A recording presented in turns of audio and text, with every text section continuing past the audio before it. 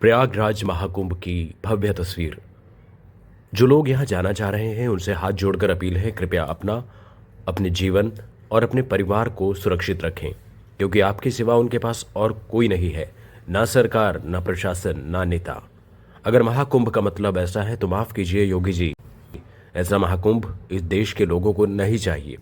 जो तस्वीरें आई हैं वो दिल को चीर देती हैं। भगदड़ के बाद महिला अपने परिजन को सीपीआर दे रही है। भगदड़ के बाद के हालात डराने वाले हैं। प्रयागराज में जो महाकुंभ चल रहा है उसमें सरकार का फील्ड सिस्टम, सरकार की नाकामी, प्रशासन का निकम्मापन सामने है। रात करीब 1:30 बजे महाकुंभ में भगदड़ की खबर आई।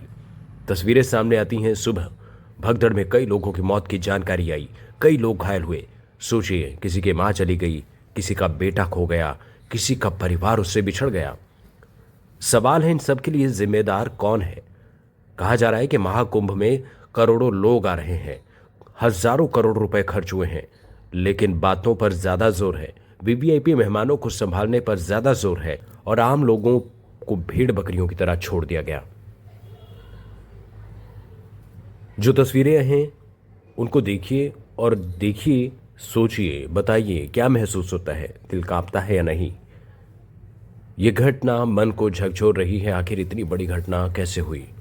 महाकुंभ में हुई भगदड़ की घटना का सच बताने के लिए पंचायती अखाड़े के श्री निरंजनी महामंडलेश्वर प्रेमानंद पुरी को सुनिए, जिसमें वो सरकार की नाकामी बता रहे हैं।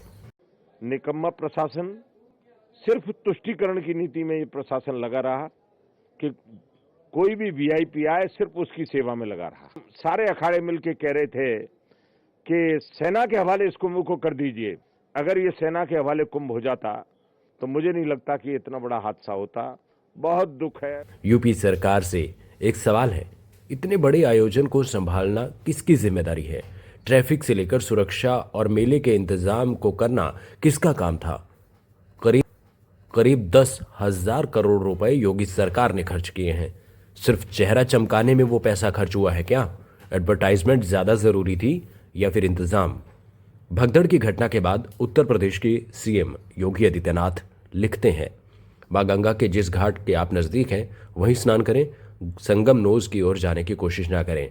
आप सभी प्रशासन के निर्देशों का पालन करें, व्यवस्था बनाने में सहयोग करें।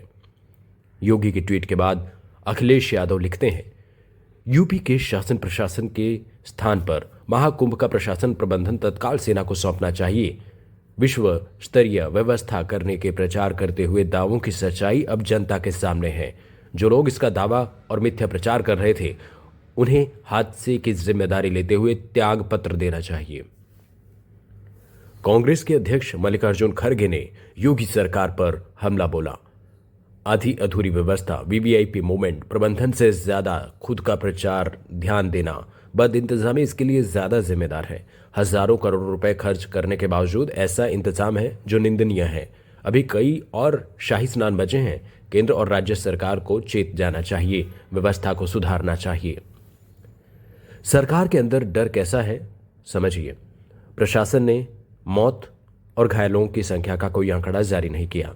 घटना के बाद अखाड़ा परिषद ने जनहित को ध्यान में रखते हुए अमृत स्नान को रद्द करने का सुबह फैसला किया। सरकार को लगा कि दुनिया में गलत संदेश जाएगा तो अखाड़ा परिषद को मनाया गया।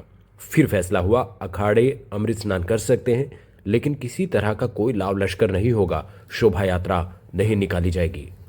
हजारों करोड़ रुपए इस महाकुंभ में खर्च हुए हैं, लेकिन धरातल पर इंतजाम तक नहीं है। लोगों को 15 से 20 किलोमीटर से ज्यादा पैदल चलना पड़ रहा है। इस घटना के बाद पीएम मोदी ने उत्तर प्रदेश के सीएम योगी से 4 बार फोन पर बात की है, घटना की जानकारी ली है, लेकिन पीएम मोदी ने क्या योगी से सवाल पूछा। हजारों करोड़ रुपए, चेहरा चमकाया, लेकिन इंतजाम सिर्फ वीआईपी लोगों के लिए क्यों किए गए। यूपी के प्रयागराज में दुनिया के सबसे बड़े धार्मिक आयोजनों में से एक महाकुंभ का आयोजन है। देश के हर हिस्से से, विदेश से करोड़ों लोग इसमें शामिल हैं।